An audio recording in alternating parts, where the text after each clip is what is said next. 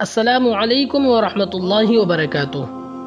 حقیقی خوشی کیا ہوتی ہے؟ نبی پاک صلی اللہ علیہ وسلم کی حدیث کا مفہوم ہے، جس نے میرے کسی امتی کی حاجت پوری کی جس سے وہ خوش ہوا، اس نے مجھے خوش کیا۔ جس نے مجھے خوش کیا اس نے اللہ کو خوش کیا۔ جس نے اللہ کو خوش کیا تو جنت اس کا ٹھکانہ ہے۔ ایک ٹیلی فون انٹرویو میں ریڈیو اناؤنسر نے اپنے مہمان سے، جو ایک کروڑ پتی شخص تھا، پوچھا، زندگی میں سب سے زیادہ خوشی آپ کو کس چیز میں محسوس ہوئی؟ وہ کروڑ پتی شخص بولا، میں زندگی میں خوشیوں کے 4 مراحل سے گزرا ہوں اور آخر میں مجھے حقیقی خوشی کا مطلب سمجھ میں آیا۔ سب سے پہلا مرحلہ تھا مال اور اسباب جمع کرنے کا، لیکن اس مرحلے میں مجھے وہ خوشی نہیں ملی جو مجھے مطلوب تھی۔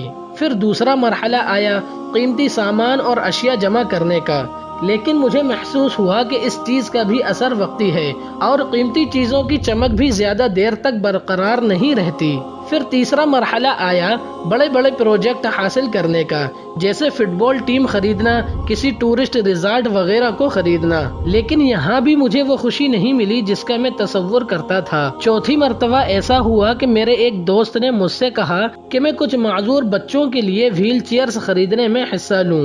دوست کی بات پر میں نے فوراً ویل چیئر خرید کر دے دی، لیکن دوست کا اصرار تھا کہ میں اس کے ساتھ جا کر اپنے ہاتھ سے وہ ویل چیئرز ان بچوں کے حوالے کروں۔ میں تیار ہو گیا اور اس کے ساتھ گیا۔ وہاں میں نے ان بچوں کو اپنے ہاتھوں سے وہ کرسیاں دیں۔ میں نے ان بچوں کے چہروں پر خوشی کی عجیب چمک دیکھی۔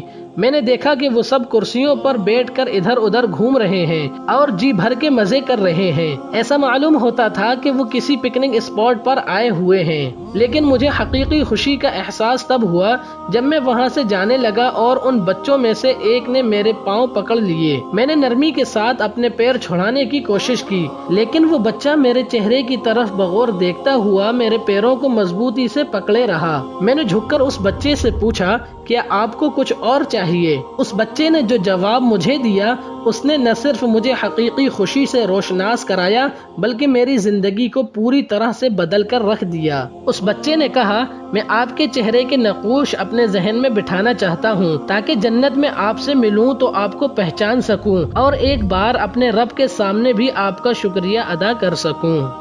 ایک عربی پوسٹ کا اردو ترجمہ۔ دوستوں، اگر آپ کو ہماری یہ ویڈیو پسند آئی ہے تو اسے لائک، کمنٹ، شیئر کر کے چینل کو سبسکرائب کر دیں۔ جزاک اللہ۔